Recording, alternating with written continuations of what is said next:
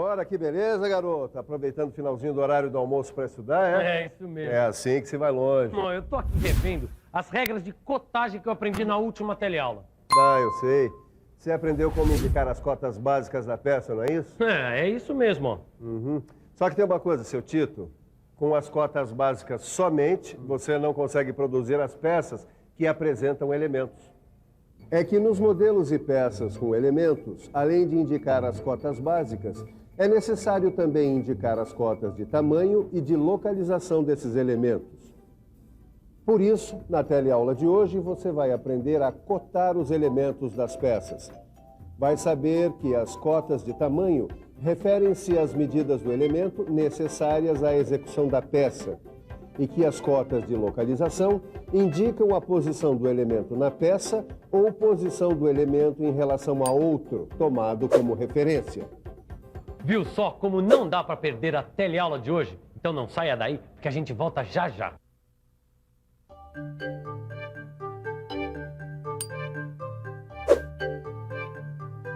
E aí, Ananias? O que é isso aí? Não reconhece mais um rebaixo? Pois agora você vai aprender a fazer a cotagem de rebaixo. Tá aí, como é que faz isso? Bom, para cotar o rebaixo, a gente precisa de duas cotas. A do comprimento e a da profundidade. Ah, então deixa que eu faço isso. Ó, a cota do comprimento é igual a 36 milímetros. E a cota da profundidade é igual a 9 milímetros. Muito bem. Agora chega aqui para ver que a vista onde essas duas cotas são melhor representadas é a vista frontal.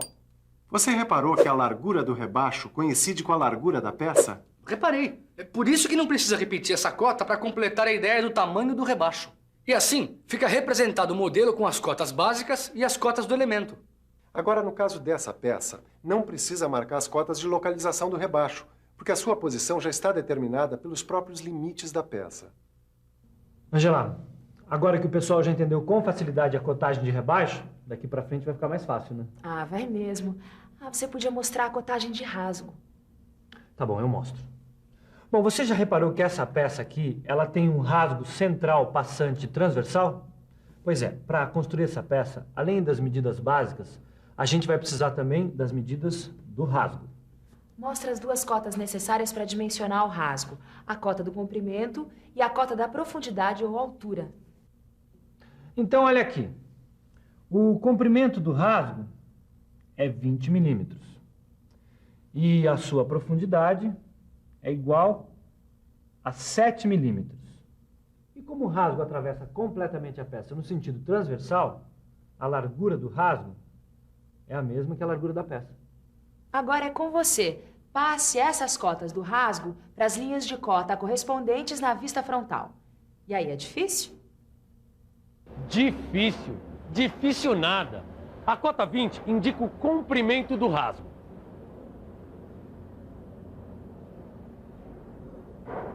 E a cota 7, a profundidade.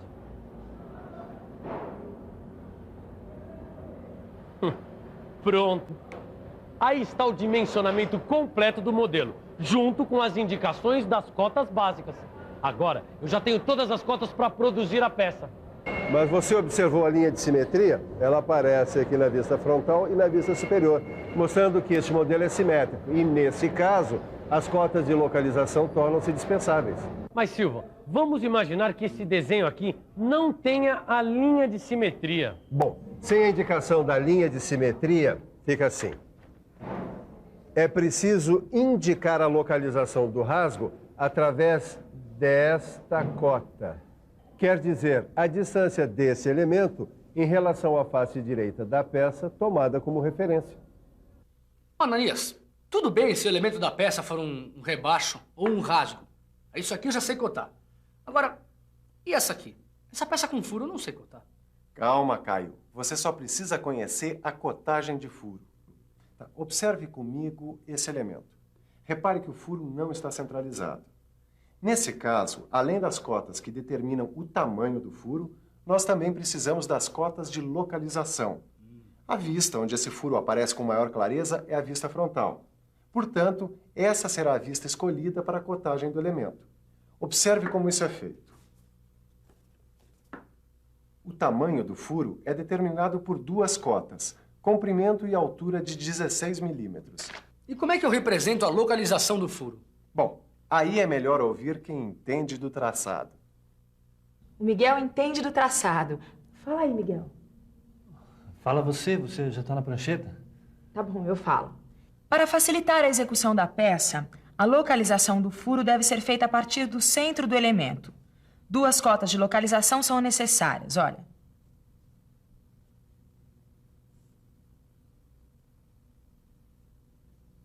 (15)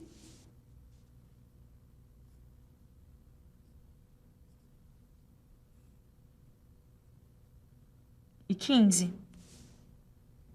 Bom, agora deixa que eu mostro o desenho técnico completo do modelo com furo quadrado passante. Dá uma olhada. Ele traz, além das cotas básicas, traz também as cotas de tamanho do furo e de localização do furo. Mas tem uma coisa, Silva. Algumas peças que você executa são muito mais complicadas do que esta. Tem toda a razão, Tito. Por isso nós vamos ver a cotagem de peças com mais de um elemento. Quando a peça tem mais de um elemento, 2 situações são possíveis. Já sei. Ou os elementos são iguais ou eles são diferentes. É isso aí. No primeiro caso, não é necessário cotar todos os elementos. Sim. Mas quando a peça tem elementos diferentes, todos devem ser cotados para permitir a sua execução. Veja um exemplo de cotagem de modelo com 2 elementos iguais. Repare que se trata de um modelo prismático simétrico com 2 rebaixos laterais. E como o modelo é simétrico, 2 cotas são suficientes para dimensionar o rebaixo. O comprimento, profundidade ou altura. E para completar o dimensionamento do modelo, é só indicar as cotas básicas. O comprimento de 50 milímetros, a largura de 16 milímetros e a altura de 32 milímetros. Só que nem sempre a peça tem 2 elementos iguais. Observe essa aqui, com 2 rebaixos diferentes. Como é que eu faço a cotagem dessa peça, Ananias? Bom, como os 2 elementos são diferentes, é preciso colocar as cotas de tamanho em cada um dos rebaixos. E assim fica o dimensionamento completo do desenho, com cotas básicas e de elementos. Tudo bem, Ananias. Mas agora, se eu não me engano, eu já vi peças com até 3 elementos, bem mais complexas. Eu acho que você não se engana, não. É muito comum peças com 3 elementos. Preste atenção.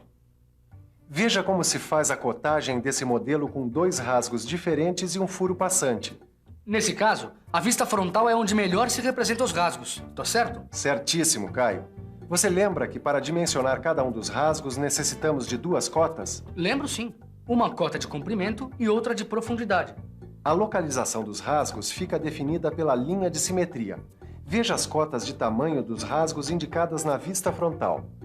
O outro elemento a ser dimensionado é o furo, bastando indicar a cota do seu diâmetro na vista superior, onde a forma do furo aparece melhor representada. E agora, com a indicação das cotas básicas, o dimensionamento da peça ficou completo. Ângela, para terminar nossa teleaula, só falta uma coisinha. O que é, Miguel? Falar da cotagem de peças com elementos angulares. Fala você, vai. Aproveita que o pessoal já sabe que o chanfro é um elemento oblíquo. Tá bom, eu falo. Muitas peças apresentam partes chanfradas que servem para quebrar os cantos vivos. O chanfro é obtido pelo corte da aresta de 2 superfícies que se encontram. Não esquece de falar que os chanfros podem ser cotados de 2 maneiras, por cotas lineares e por cotas lineares e angulares. Calma, eu já ia falar. As cotas lineares são aquelas que a gente viu até agora. Elas indicam as medidas de extensão. E as cotas angulares indicam as medidas de aberturas de ângulos. Agora é comigo. Deixa que eu mostro a cotagem de um chanfro apenas por cotas lineares. A vista onde o chanfro aparece cotado é a vista frontal. As cotas 8 e 12 indicam o tamanho do chanfro.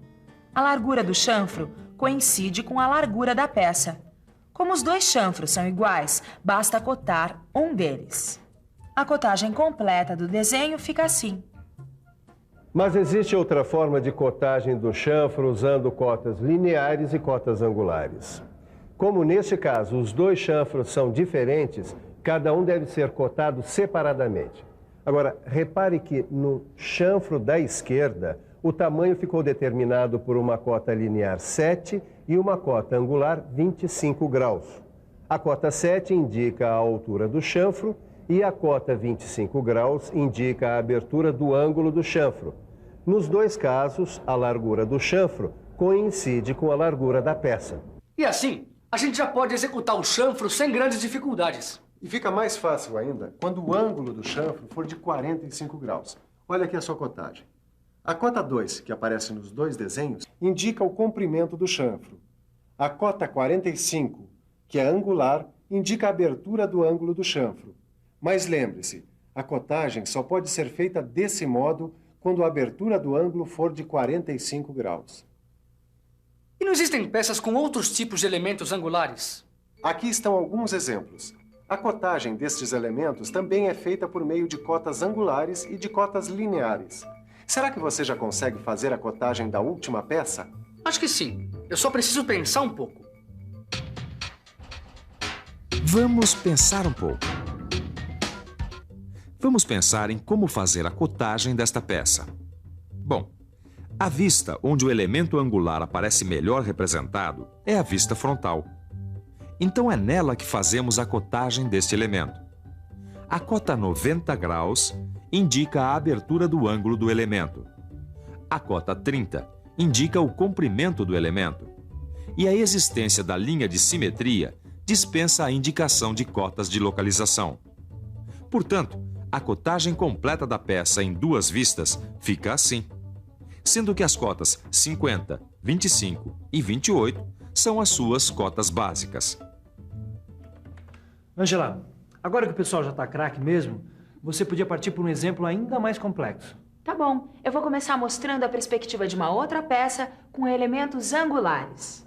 Agora, acompanhe a interpretação da cotagem dos seus elementos angulares. Deixa que eu falo que as aberturas dos ângulos dos elementos angulares são 135 graus e 45 graus. O tamanho do elemento angular da direita é 45 graus, 4 milímetros e 18 milímetros. Será que os telealunos repararam que a cota 4, aquela que se refere à altura do elemento angular, só aparece indicada do lado direito? Isso acontece porque a altura do outro elemento angular é a mesma. Assim, não é necessário repetir a cota. Portanto, o tamanho do elemento angular da esquerda é dado pelas cotas 135 graus, 4 e 18. É fácil, não é? Mas para melhorar ainda mais a sua compreensão sobre a cotagem de elementos, é bom ficar de olho na revisão. E atenção, se liga aí que é hora da revisão. Na teleaula de hoje, aprendemos a interpretar a cotagem dos elementos das peças. Vimos que as cotas de tamanho referem-se às medidas do elemento necessárias à execução da peça e que as cotas de localização indicam a posição do elemento na peça ou posição do elemento em relação a outro tomado como referência. Por fim, aprendemos como é feita a cotagem de peças com elementos angulares. No seu livro de estudos, você vai encontrar exercícios para ajudar a fixar os novos conhecimentos. Então não perca tempo e estude, porque daqui a pouco tem mais. Até a próxima. Tchau.